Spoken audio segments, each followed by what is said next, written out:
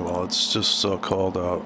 It's 14 below out here, so my computers keep me warm. Gotta love these old-fashioned computers that overheat. Break these out in the wintertime and dual purpose. Very efficient, very abuse the grid. You know, get what you can out of the grid. Okay, so I got this thing running here. I just got filled in 15 minutes. I'm trying to buy down in here, and my order's just deleted, so I'm in slightly here now. It's the same account I was running last night. Not making a ton of money here, because not risking a ton of money. Got $7 of margin wrapped up in here in one of these cells, but I took all the other charts off, so I just have the euro going. So euro only. I'm trying to keep it simple, but I feel like buying, and I think it's time to place an order. So I'm throwing in a stack here, 5K, probably risking about 10 bucks there. I'm gonna throw another bank in.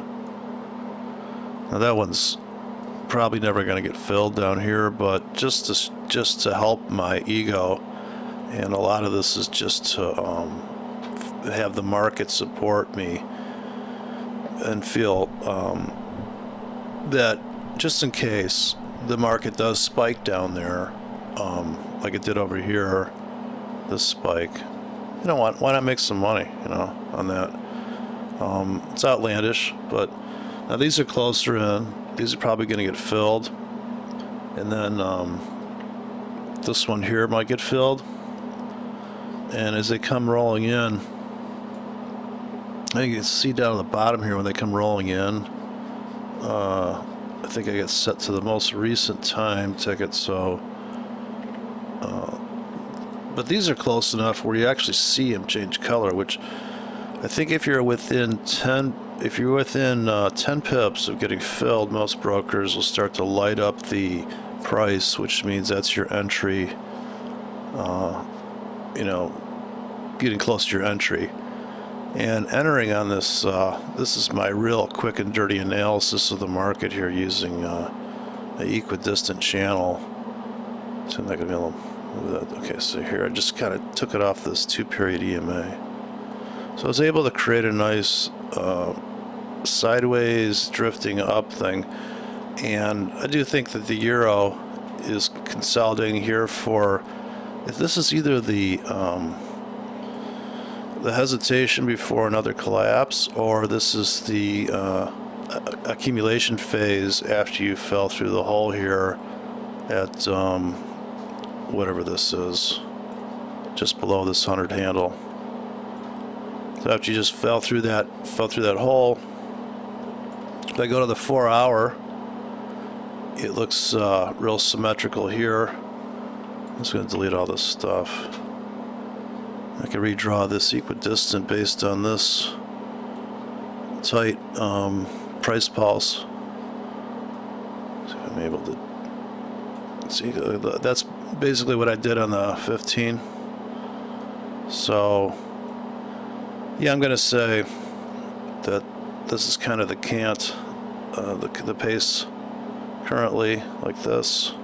If I hang it off of this as my reference, I can only key it off the last known reference point, so right in this little box here, and all those beautiful scalps on the wicks.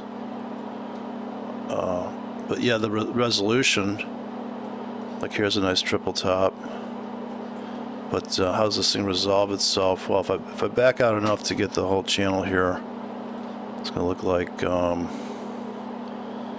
it's either for this channel is broken out.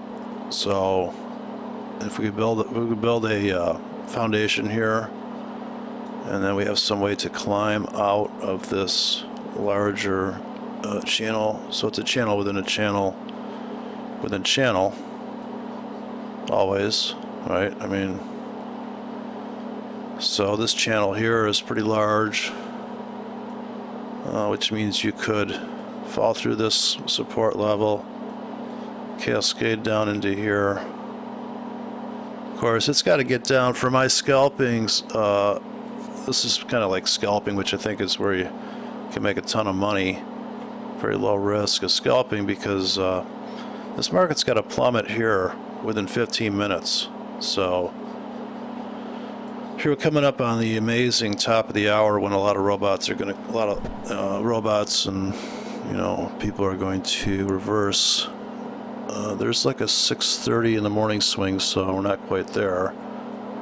But I'll just pause it and come back, see if I can get up to like. Well, I guess I'd have to throw a little more orders in to get up to 3,500 to make a dent in this account to the upside. So I'm gonna throw these guys in, and then I'm going to come back, see if I get filled on that nonsense. So 20 seconds from the top of the hour here, expecting some volatility to come in, and I'm still holding this short Australian dollar.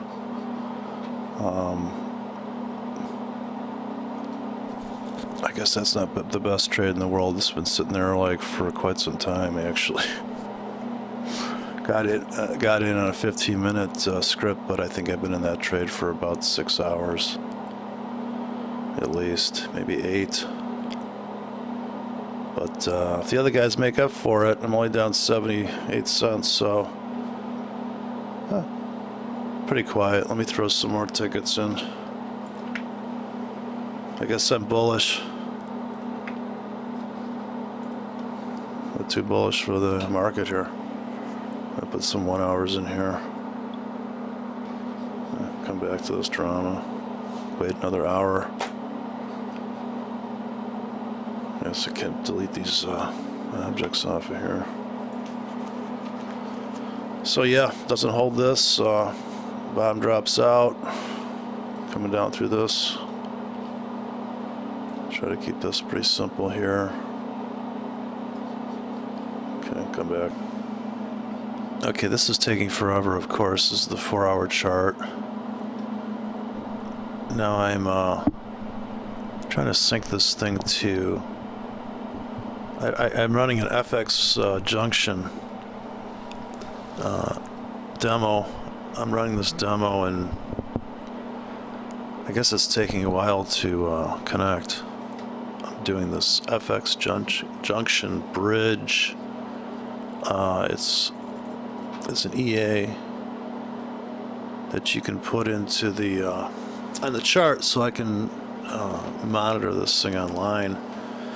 And maybe it's going to give me some stats that I don't think I could ever do the math on. So I'll see what my Samurai trading technique looks like here now.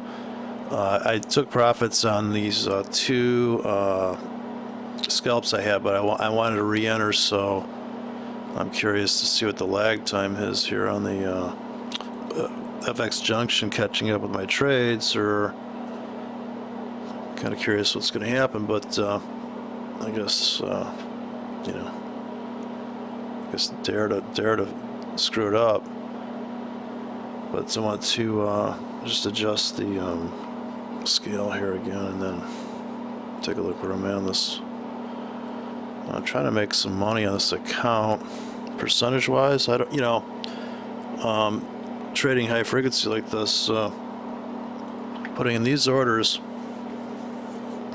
and these are just, I don't want to place any order at the same price, so I should wait. Either launch a different style of order or wait until so that was a nice swing scalp on the 4-hour, just on this broker. Go to the 1 hour, see what it looks like. Of course, it's been, I don't know, there's been some times gone by. Okay, I'm thinking maybe a plunge down here. So and then I don't know if this key is hooked up. That one. So yeah, it looks like we just waited out here. I put this one, and this is a 1 hour. It's a 1 hour bank in here. But I have to wait another, unless I wrote a different script, I have to wait another half hour, 20 minutes or something for the market to make a big move. Now, if I had a volatility EA with a bell that rings, I had that before, but the problem there was, it's like the boy that cried wolf. After a while, I was like, I didn't even hear it. It's like a train coming by. You buy that house really cheap on the tracks, and you're like, oh man, the price on this house, and your first 6 months or a year in there or 10 years in there, you're like, man, here comes the train. After a while, you're like, I just got hit by the train, didn't even feel it. So, but yeah, this is like, that's the only way I can see a trade in these markets. Honestly, I don't have the time or the patience, so I'm gonna throw, I'm just throw orders in there. We'll see what happens here. This is like the philosophy of buying a lottery ticket. Okay, I got a buddy that buys the lottery ticket, probably uses his birthday. I'm thinking, no, let the computer pick it because the computer's picking it, so let the computer pick it there, all right? Computer to computer, like, right? Straight across the board, right? Okay, well, let's see what happens here. I have to go have some more coffee, come back, and it's still like 10 below outside, I mean, it's like total chemtrail city out there. This is my first time with this FX Junction. I want to see if I can place sell orders here without running another version of FX Junction on this chart. If it's going to pick up these trades, I'm assuming it's just picking up stuff off the terminal window, as long as I have it connected to one, right?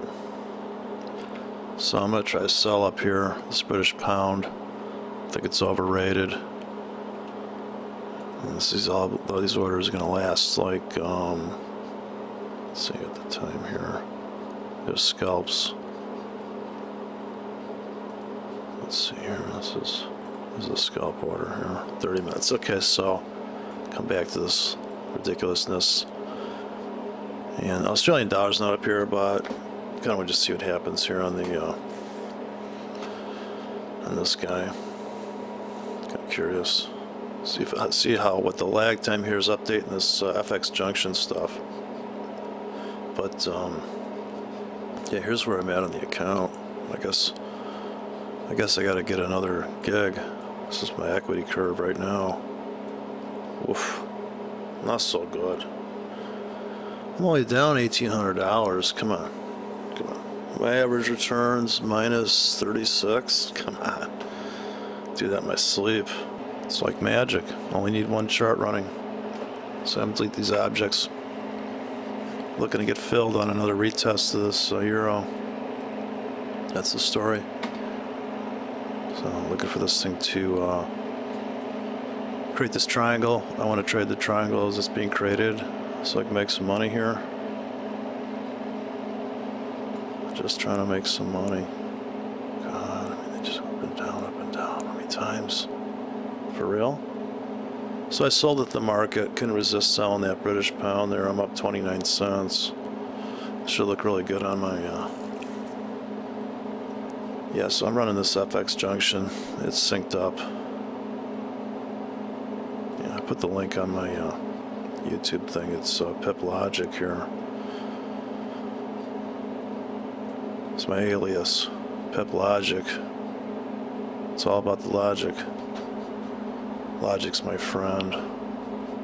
Okay.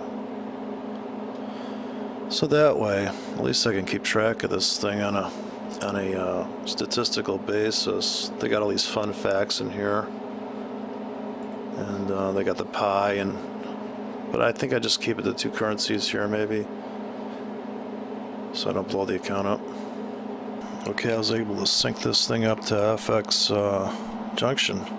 It's crazy. You can actually see these trades come in real time, pretty much just delayed by a little bit, like, see if I can sell at the market here and get one to show up on the FX Street here. I mean the FX Junction. So yeah, this Pip Logic here. We're gonna come in. Looks like I'm not the only one selling. Oh, some guy's buying, I'm selling. Oh no. Oh gee, there you go, sold. So okay, I haven't blown up the account yet, so let's see if I get to my stats here. Going down to account A. Take a look at the performance so far. Not looking so good. Oh no, a little bounce there, huh? Come on, give me some of that. Okay, well it's too much fun. So let me go to